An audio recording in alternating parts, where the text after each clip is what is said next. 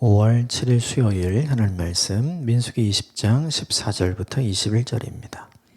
함께 교독하겠습니다.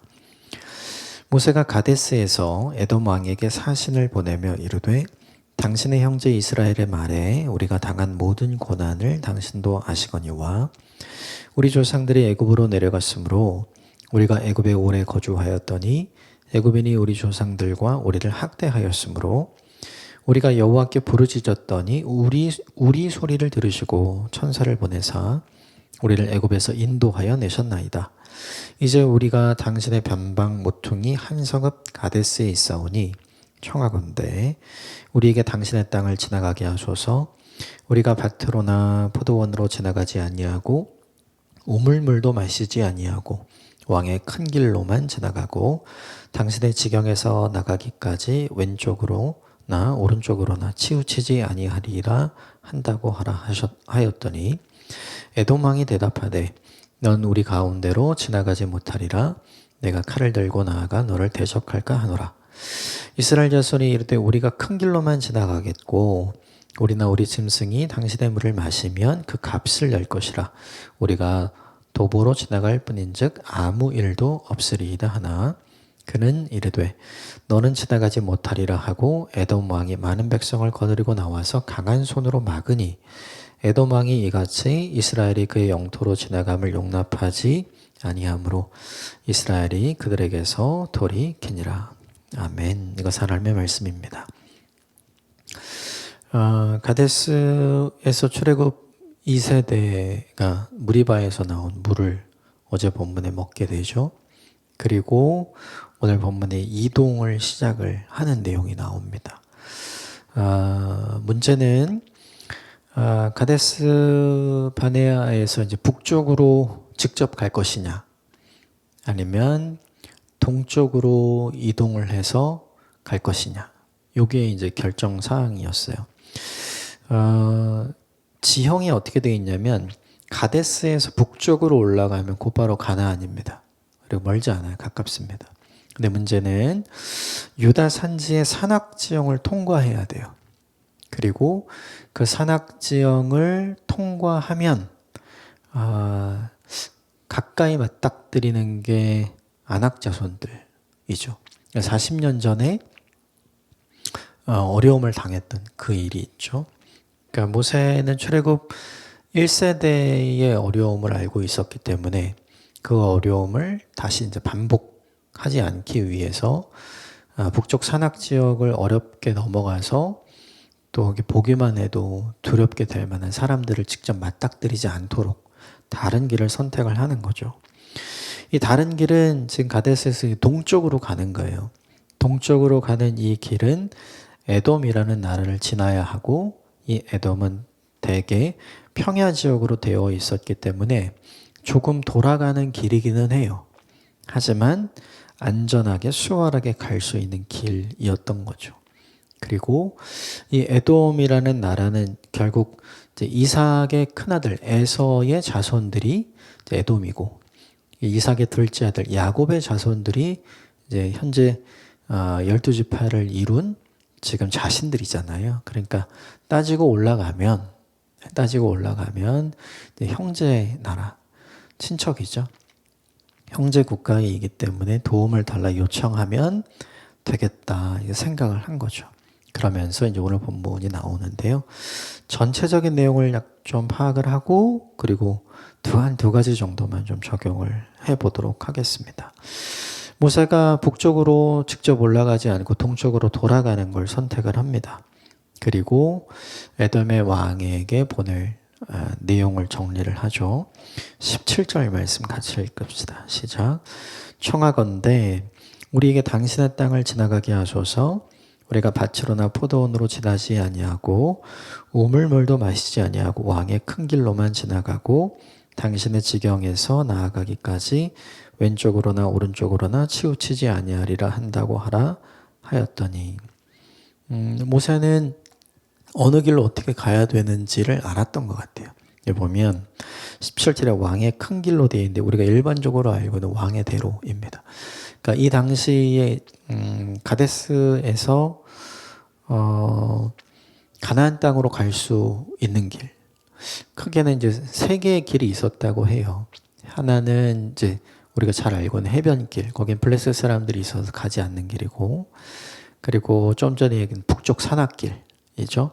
여기는 산악 지역도 험지이지만 이제 안악자손을 만나게 되기 때문에 이 길도 피한 거고, 그 다음에 갈 수 있는 왕의 대로. 왜 왕의 대로라고 불렀냐면 크고 넓은 길인데 가장 많은 무역인들이 이 길을 통해서 다녔었어요. 이 길을 통하면 이집트로도 연결이 되고, 그리고 요단 동편 에돔, 그리고 그 위에 모압, 그 위에 암몬, 이렇게 그 세 개의 나라를 관통하는 길이었기 때문에, 그래서 이제 아라비아로 갈 수 있는 중요한 지역이었기 때문에 결국 여기에서 어떤 길로 어떻게 가는 것이 가장 그래도 안전한가, 이걸 알고 있었던 거죠. 그래서 요청을 해요. 그런데 18절을 보면 같이 읽읍시다. 시작. 에돔 왕이 대답하되 너는 우리 가운데로 지나가지 못하리라. 내가 칼을 들고 나아가 너를 대적할까 아니라 거절합니다. 그죠? 그러니까 19절에 우리가 아무것도 하지 않고 그냥 갈 겁니다. 우리가 이야기한 대로 포도원도 지나가지 않고 우물물도 마시지 않고 그냥 길로만 지나가겠습니다. 안 통하니까 혹시나 뭔가를 하면 우리가 돈을 내겠습니다. 이 이야기를 하죠. 그러자 20절에 다시 이야기합니다. 20절 읽읍시다. 시작. 그는 이르되 너는 지나가지 못하리라 하고 에돔 왕이 많은 백성을 거느리고 나와서 강한 손으로 막으니, 두 번이나 이제 거절을 당했죠. 그러니까 완전히 거절한다는 뜻, 다시 거절한다는 뜻이에요. 그래서 오늘 본문 21절에 그들에게서 돌이켰다. 그래서 이제 남쪽으로 쭉 내려가서, 그러니까 에돔을 통과하는 게 아니라 에돔을 둘러서 이렇게 가게 되는, 그 길을 선택을 하게 되는 거예요. 자, 이게 오늘 본문 전체의 내용인데 중요한 포인트 두 가지는 이거인 것 같아요. 첫 번째는 내가 원하는 길, 그리고 내가 원하지 않는 길. 첫 번째는 이 싸움이에요. 이 본문에서 모세도 그리고 이스라엘 백성도 원하는 길은 에돔을 통과하는 길이죠. 근데 원하지 않는 길은 뭐냐면 돌아가는 거. 이거가 사실은 원하지 않는 길이죠. 우리는 이렇게 생각해요. 내가 원하는 길을 하나님께서 인도해 주시면 얼마나 좋아요? 왜 내가 원하는 길을 하나님이 인도해 주시지 않는가? 이 생각을 하는 거죠. 그러니까 우리는 내가 하고 싶은 대로 할 수 있어야 하나님의 인도하심이 있다고 생각을 하는 거예요. 내가 하고 싶은 대로 할 수 없으면 하나님의 인도하심이 없다고 생각을 하는 거죠. 근데 이건 40년 전에 있었던 일과 똑같아요. 가데스 바네아에서 정탐꾼을 보내고 두 사람은 가나안으로 갑시다. 갈렙과 여호수아, 그죠? 나머지 10명은 가면 안 됩니다. 우리 애굽으로 갑시다. 그렇죠? 그래서 대세는 애굽으로 돌아가는 걸로 정해졌죠. 그들이 원했던 거는 뭐예요? 그들이 원했던 건 가나안에 가는 거지만 이 길로는 갈 수가 없었어요. 그 길로는 가고 싶지 않았던 거죠. 그래서 사람들이 생각하기에는 왜 하나님이 우리를 여기로 인도하셨나? 우리 잘못 인도하신 거 아니냐? 내가 가고 싶은 길로 하나님께서 인도하시지 않는 것처럼 보인 거죠. 그래서 사람들은 하나님이 우리를 잘못 인도했다. 우리 다시 리더를 뽑자. 그리고 다시 애굽으로 돌아가자. 이렇게 이야기를 하죠. 본문과 내용은 좀 다르지만 지금 포인트는 완전히 똑같아요. 내가 원하는 길과 내가 원하지 않는 길 사이에 갈등이 있는데 중요한 건 내가 원하는 길을 가지 못하면 하나님의 인도하심이 없다라고 생각을 하는 거죠. 근데 이 부분을 뒤집어야 돼요. 왜 하나님이 40년 전에 사람들이 실수하고 실패했던 일을 40년 이후에 똑같이 경험하게 하실까요?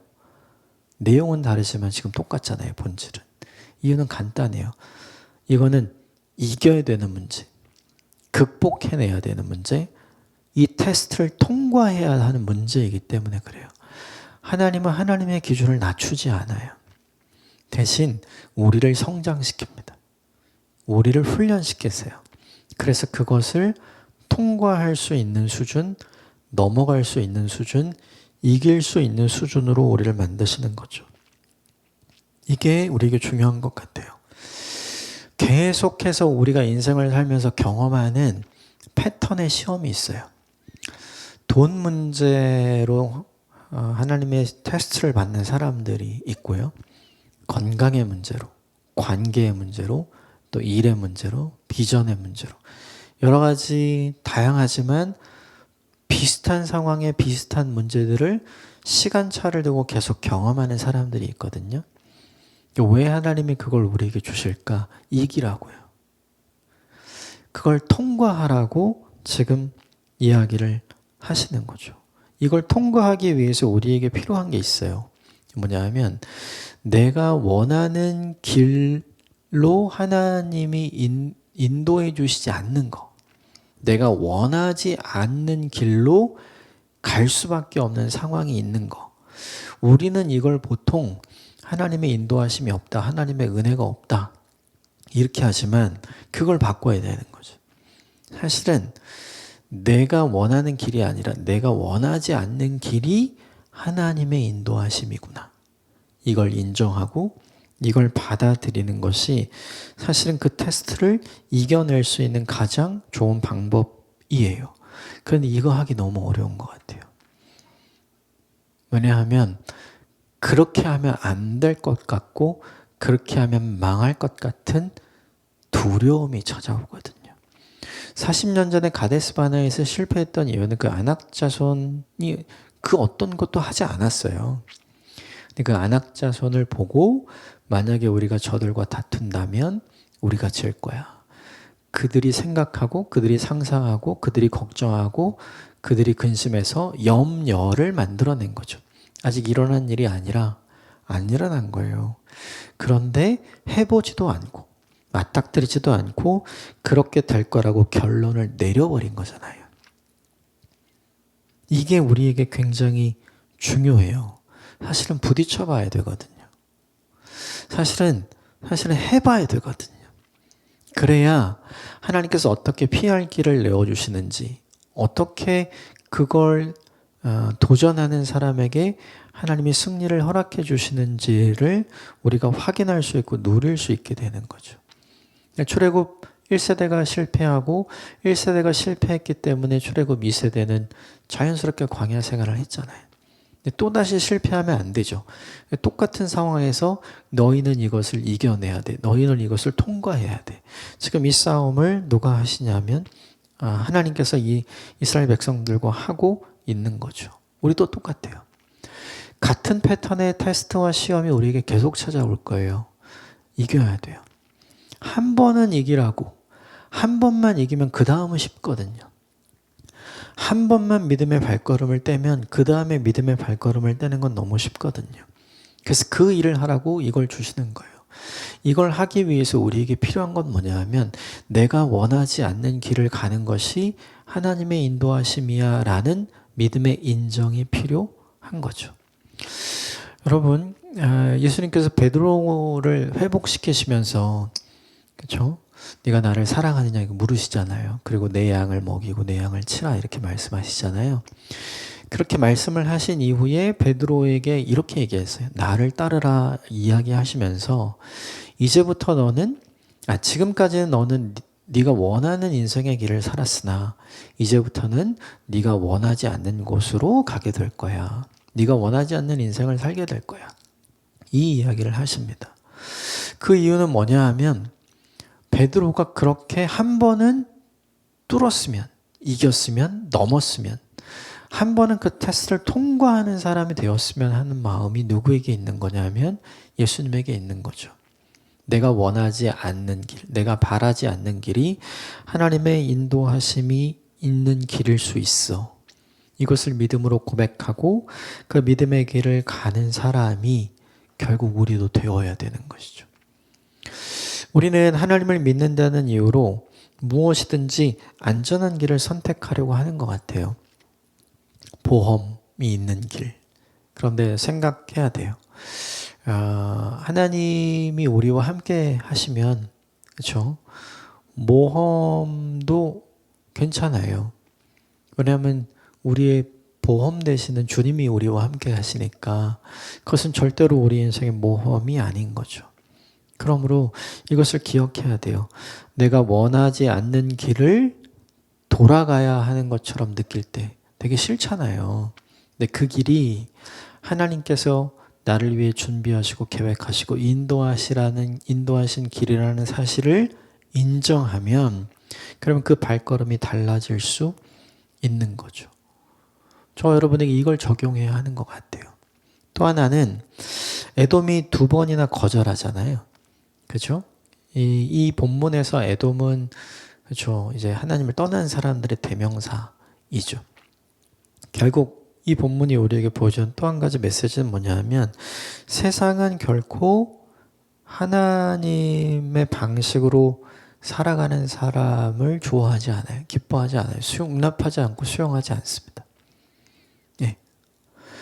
하나님의 인도하심을 받아 사는 사람, 하나님의 뜻을 쫓아 사는 사람, 하나님의 계획을 쫓아 살아가는 사람, 하나님을 중심에 두고 사는 사람, 이 사람들을 환영하지 않아요. 오늘 다 거절하잖아요. 이게 뭐냐 하면 되게 자연스러운 거죠. 그러면 그럴 때 우리가 해야 될 게 있어요. 분명 넘어가야 될 장애물도 있어요. 그러나 돌아와야 될 절벽도 있거든요. 우리 인생에는 꼭 통과하고 뚫어내고 극복해내야 되는 장애물만 있는 게 아니에요. 그게 아니라 뛰면 안 되는, 떨어지면 안 되는 그냥 절벽 같은 상황. 그래서 거기서는 그냥 어쩔 수 없이 되돌아서서 다시 돌아가야 하는 길을 선택해야 하는 그런 상황도 우리에게 있거든요. 이걸 우리에게 보여주죠. 그런 상황이 어떤 상황이냐면 오늘 본문에 나를 거절하는 사람들이 있는 상황.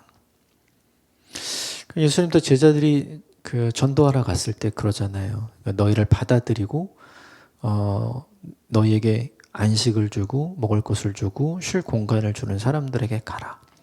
그런데 그렇지 않으면 어떻게 하래요? 발에 먼지를 떨어버리고 나오라. 이렇게 말씀하시잖아요. 그러니까 함께 해야 되는 사람이 있고 그리고 함께 할 수 없다면 떠나야 할 사람도 분명히 존재하는 거예요. 그런데 중요한 건 이 돌아가는 게, 이 절벽 앞에서 돌아가는 게 우리는 낭비처럼 보이는 거죠. 그런데 결코 그렇지 않아요. 이 돌아가는 길이 결코 낭비가 아니에요. 왜요? 그 길을 가지 않으므로 에돔과 싸우지 않거든요. 그 길을 굳이 가면 이 에돔과 싸워야 돼요. 다투어야 돼요. 그런데 그 길을 가지 않고 돌아가면 그 싸움과 다툼을 피할 수 있는 거죠.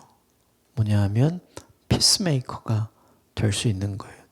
생각해보면 우리는 살아가면서 많은 것을 쟁취해야 되잖아요. 그냥 내게 평화롭게 주어지는 것은 없잖아요. 그런데 하나님이 우리에게 요구하시는 게 평화를 만드는 사람이 되라 이렇게 말씀하시잖아요. 그 말씀이 우리에게 굉장히 마음을 어렵게 할 때가 있는 것 같아요. 그런데 오늘 중요한 것 하나는 내가 뚫지 않아도 되는 사람, 내가 극복하지 않아도 되는 환경, 내가 이걸 뚫어내지 않아도 되는 사람과 상황과 환경상 그냥 되돌아서면 되거든요. 그게 하나님의 뜻이 아닐 수 있어요. 굳이 거기에서 다툼을 만들고 굳이 거기에서 싸움을 만들고 굳이 거기에서 불화를 만들어내야 할 필요가 없는 거죠. 기본적으로 이 사실을 기억해야 돼요. 세상은 하나님의 방식을 따라 사는 사람들을 환영하지 않는다. 우리가 이미 그런 시대를 살아가고 있잖아요. 그러므로 그런 환경 안에 있을 때 우리가 어떻게 되는가? 꼭 뚫어내지 않아도 돼요. 돌아서서 돌아가면 됩니다. 그걸 하나님의 인도하심으로 받아들이고 고백할 수 있고 그리고 기쁨으로 그 길을 걸어갈 수 있다면 그것이 오히려 더 좋은 믿음의 선택이 될 수 있는 거죠. 이 본문이 우리에게 보여주는 건 두 가지인 것 같아요. 오늘 하루를 사시면서 저는 나중에 나눈 것보다는 첫 번째를 좀 곰곰이 생각하면 좋겠어요. 내가 원하는 길이 있고 내가 원하지 않는 길이 있는데 내가 원하는 길이 하나님의 인도하심이 있는 게 아니라 내가 원하지 않는 길에 하나님의 인도하심이 있을 수 있어요. 그걸 믿고 받아들이고 고백할 때 우리는 그 테스트를 통과하는 사람이 되는 거죠. 내게 어떤 부분이 그런 부분이 있는가 오늘 하루 생각해 보시고 적용해 보시고 그 일의 기쁨으로 담대하게 통과하는 하나님의 사람이 되셨으면 좋겠습니다. 함께 기도하겠습니다.